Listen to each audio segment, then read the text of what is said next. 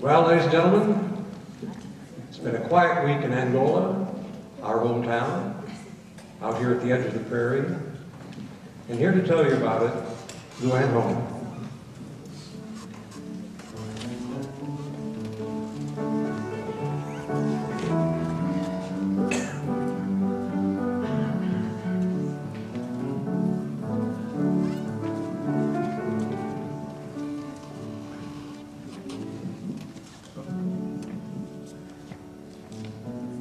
Well, it was a quiet week in my hometown of Angola last week.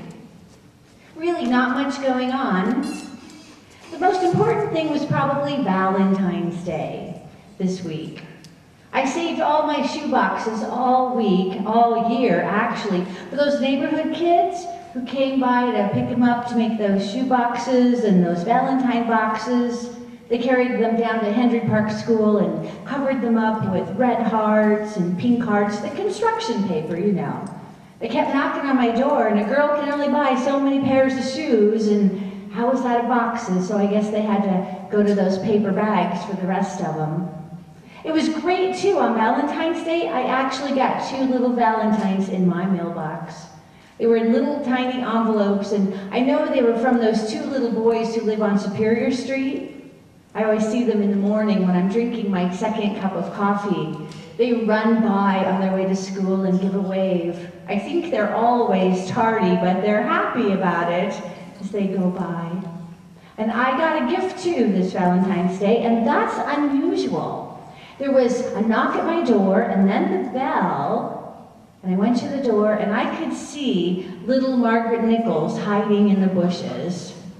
I knew it was her because she had her pink ice skates on the back of her shoulder, waiting for ice, but there wasn't much this winter. So she was hiding right there in the bushes. Well, I pretended not to see her, looked around, opened up my mailbox, and there was a terrific little tiny box of candy. You know, the Whitman sampler boxes with the 4 pieces in it?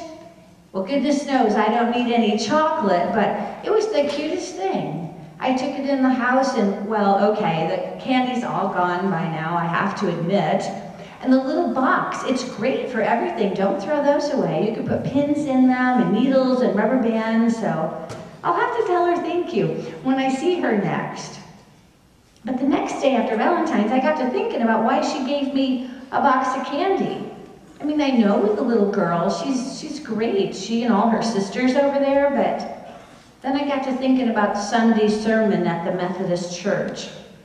We were all there. We're always in church on Sunday, you know, your own special seats, and we were all there, and the minister, that Reverend Antle, well, he's a great guy, and it was Valentine's weekend, and he went on and on about 1 Corinthians chapter 13, about love, and love your neighbor, and love everybody. I'd had about enough of that love everybody thing when he started in on love the poor and needy and the shut-ins. I got to thinking, Margaret must think I'm one of those. That's why she brought the candy over. I spent all week wondering about that, whether I was a poor or a needy or shut-in. I'm not sure yet, but she must think so.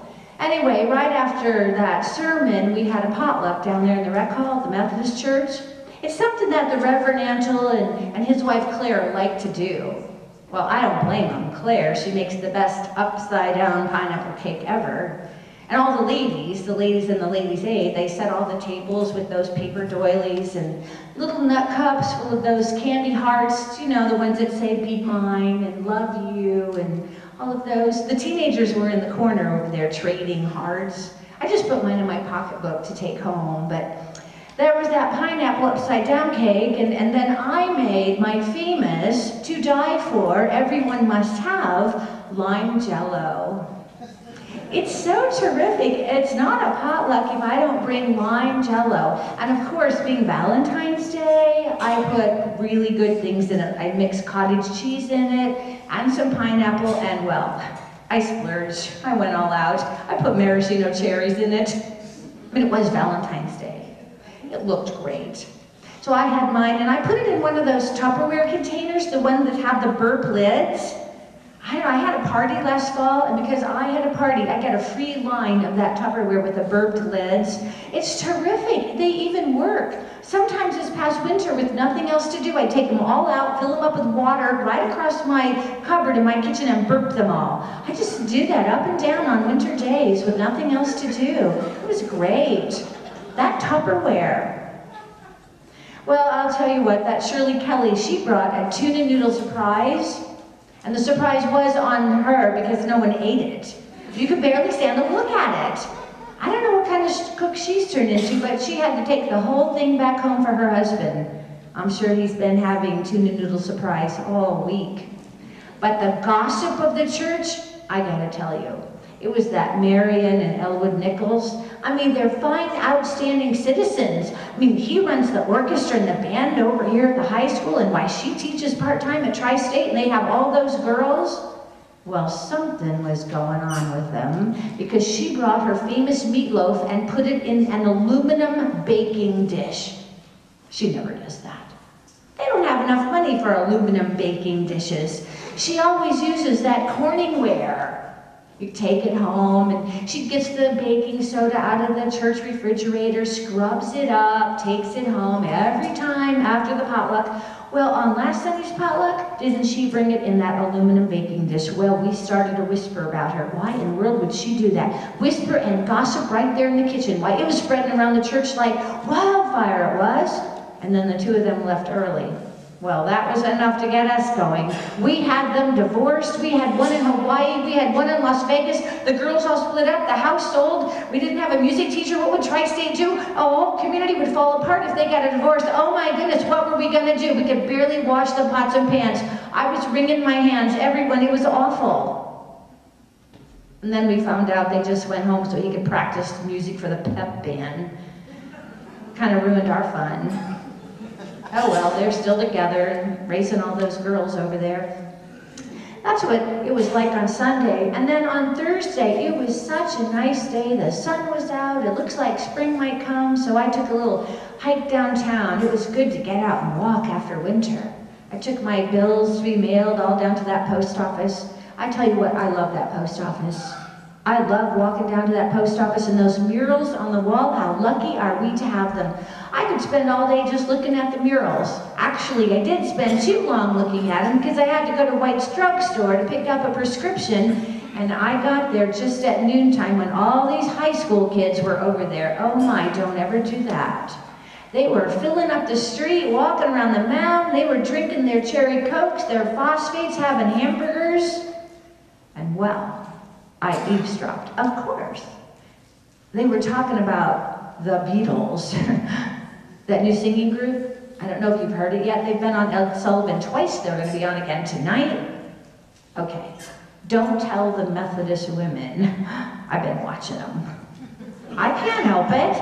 I really like watching them. I turn on that Ed Sullivan show and he goes, "Ladies and gentlemen, the Beatles." Well, I just about jump out of my chair. But I'm not going to tell the Methodist women about that. The only thing is, I look at those boys. I mean, I don't know about their music. Maybe they should tone it down a bit. I don't know. I was also thinking they should get haircuts. Now, I'm really good with the scissors and the trimmers. If they would just come by my house, I could clean those boys up and they might go somewhere. So I don't know about that.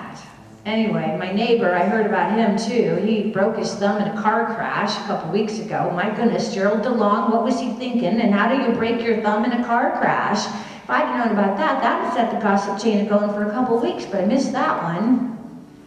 So I just walked on home. I walked around the Henry Park where there's the sledding hill. Not much snow this winter. Those kids didn't get much time to sled. And over on the north side of Henry Park, where they've got that big place where all the Angola firemen, they flood that for skating. Great job over there, guys. We didn't get to skate much this winter, but there's always next year. I walk home to my garden. I can close the gate now. The ice is gone, and I notice that my Christmas wreath is still hanging on it, and there's all kinds of things in the yard, you know, when the snow melts. Christmas wrapping paper and sunbeam bread bags, and I don't even have a sunbeam bread in my house. I found an old report card too, tucked away in a corner, buried under a little snow. It wasn't the best report card. Probably it needed to be tucked away in the snow. I love poetry too, you know. I was reading this week, Emily Dickinson said, That which never comes again is the sweetest. Hard to believe that this day in 1964 someday will be a long time ago. But as for now, the crocuses will come up, the spring winds will come, summer will come. And that's really, there isn't much going on in my small town of Angola. Thank you.